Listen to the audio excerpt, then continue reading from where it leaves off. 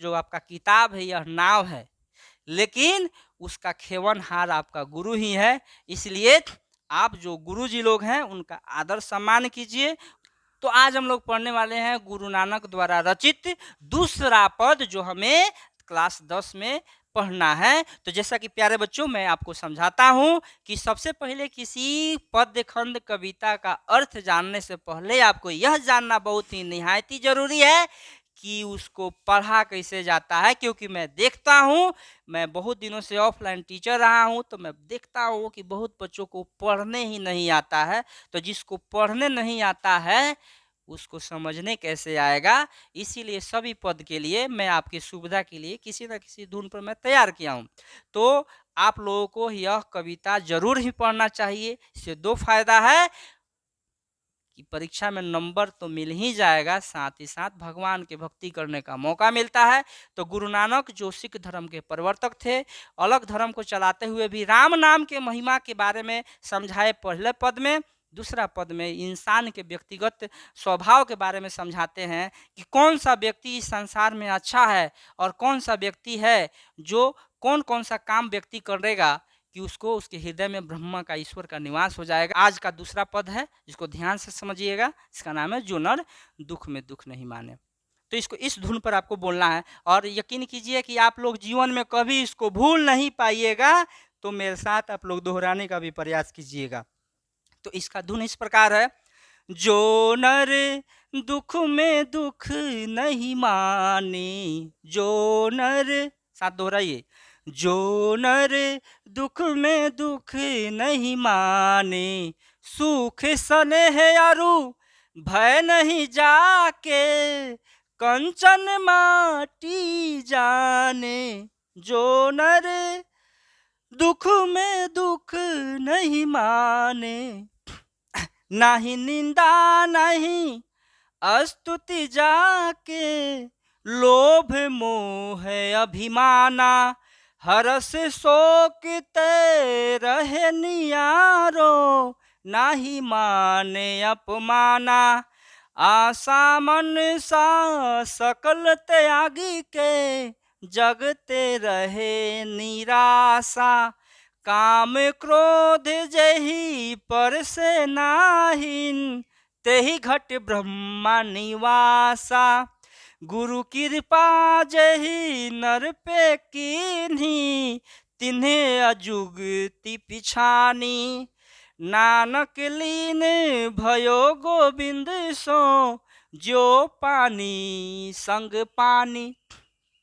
यहाँ पानी शब्द छूट गया है, ज्यों पानी संग पानी होना चाहिए था।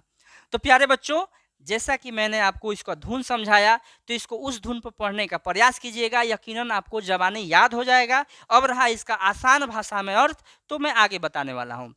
जो नर दुख में दुख नहीं माने, जो नर सुख स्नेह अरु भय नहीं जाके, कंचन माटी जान। जो व्यक्ति दुख के समय दुखी नहीं होता है, घबराता नहीं है, और सुख के समय सुखी नहीं होता है, अर्थात इठलाता नहीं है। बहुत लोगों को देखिएगा, जब दुख आता है तो एकदम शौक में चले जाते हैं, लगता है कि दुनिया में उनके लिए कुछ नहीं रहा। और जब खुशी हो जाते हैं, जब उनको कुछ मिल जाता है, धन दौलत मिल जाता है, तो इतरा जाते हैं, लगता है उनके सामने दुनिया में कोई है ही नहीं। तो जो व्यक्ति दुख के समय दुखी नहीं होता है और सुख के समय सुखी नहीं होता है, ना ही कभी भयभीत होता है, और सोना को भी मिट्टी समझता है। जो व्यक्ति दूसरे किसी का धन को मिट्टी के समान समझता है, हालांकि नानक गुरुजी कहते हैं वैसे व्यक्ति के हृदय में ईश्वर रहते हैं या ब्रह्मा का निवास होता है। लेकिन आप लोग क्या समझाएं आप लोगों को, आजकल तो लोग चार्जर को भी सोना समझ के उठा लेके जा रहे हैं। मेरा एक चार्जर गायब हो गया, लेकिन दूसरे व्यक्ति का सोना है उसको मिट्टी के समान समझता है। नहीं निंदा नहीं स्तुति जाके, लोभ मोह अभिमाना, हरस शोक ते रहे नियारो, नाही मान अपमाना। ना वह व्यक्ति निंदा से घबराता है, कोई शिकायत कर दिया तो घबराता नहीं है, और ना बड़ाई से खुश हो जाता है। लोभ मोह और घमंड अभिमान को छोड़ चुका है। सुख और दुख दोनों में समान भाव से रहता है। सुख के समय वैसे ही रहता है जैसे दुख के समय रहता है, और उसका जो मन है अपमान के बंधन से मुक्त हो गया है। ना ही मान अपमाना, उसको ना मान से कोई प्रॉब्लम है, ना शिकायत है, ना अपमान से कोई शिकायत है। आशा मनसा सकल त्यागी के जगते रहे निराशा। आशा मनसा सकल त्यागी के जगते रहे निराशा। काम क्रोध जही पर से नाहीन तेही घट ब्रह्मा निवासा। तो अपनी आशा और इच्छाओं को त्याग कर दिया है, अपना जो भी इच्छा है उसको त्याग कर दिया है और निराशा के साथ रहता है, उसको कुछ नहीं चाहिए।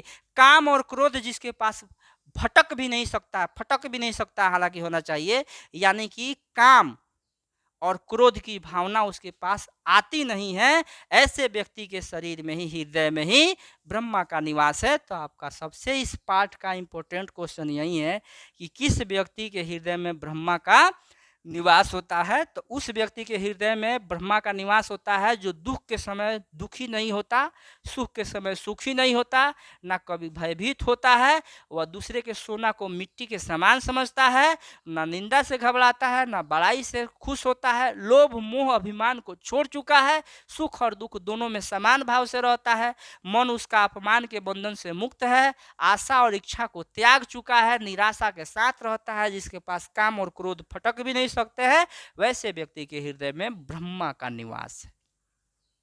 तो किस प्रकार से इतना आसान शब्द में अर्थ इसका समझे, तो आप लोग इसी तरह से आसान अर्थ समझने के लिए भाई जो मेहनत मैं कर रहा हूं, तो उसके लिए थोड़ा सा वीडियो को अपने दोस्तों में शेयर कीजिएगा, चैनल को सब्सक्राइब कीजिएगा। तो आगे मैं समझाता हूं आप लोगों को कि गुरु नानक क्या कहते हैं। गुरु कृपा जेहि नर पे कीन्ही तिन्ह जुक्ति पिछानी। जिस व्यक्ति के ऊपर गुरु ने कृपा की होगी वहीं इस युक्ति उपाय, युक्ति से बना है और युक्ति का मतलब उपाय। तो ब्रह्मा कौन सा व्यक्ति जो है, गुरु की कृपा जिस व्यक्ति पर होती है वहीं इस उपाय को जानता है। किस उपाय को जानता है? तो ईश्वर से संपर्क, मतलब ईश्वर को अपने हृदय में रखने का उपाय। सबके हृदय में ईश्वर का निवास नहीं होता है। तो कौन व्यक्ति है जो उपाय को जान सकता है कि वह जो है ईश्वर से कैसे उसको संपर्क हो सकता है ना, भक्ति में विलीन कैसे हो सकता है? तो ऐसे व्यक्ति हो सकता है जिस पर गुरु का आशीर्वाद हो। तो गुरु नानक का यह जो कविता है राम नाम के गुणगान के साथ साथ गुरुओं का भी गुणगान करता है। तो इसके लिए आप लोग समझिए कि गुरु के बिना ज्ञान नहीं होता है।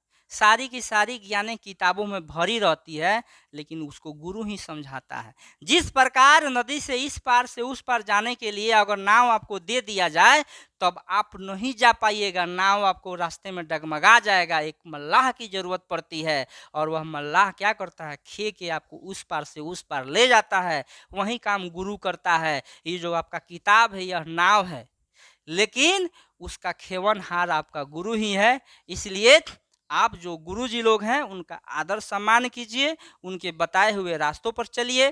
तो जिस व्यक्ति पर गुरु की कृपा होती है वही इस युक्ति को पहचान सकता है। नानक गोविंद से उस प्रकार मिल गए हैं। नानक जो है ईश्वर गोविंद हरि सब एक ही हैं, तो उनसे इस प्रकार मिल गए हैं जैसे पानी से पानी मिल जाता है तो पता नहीं चलता है कौन पानी कहाँ मिला है। उसी प्रकार अपने भक्ति के माध्यम से नानक भी अपने ईश्वर के साथ मिल गए हैं। तो यह पद का अर्थ समाप्त हुआ बच्चों।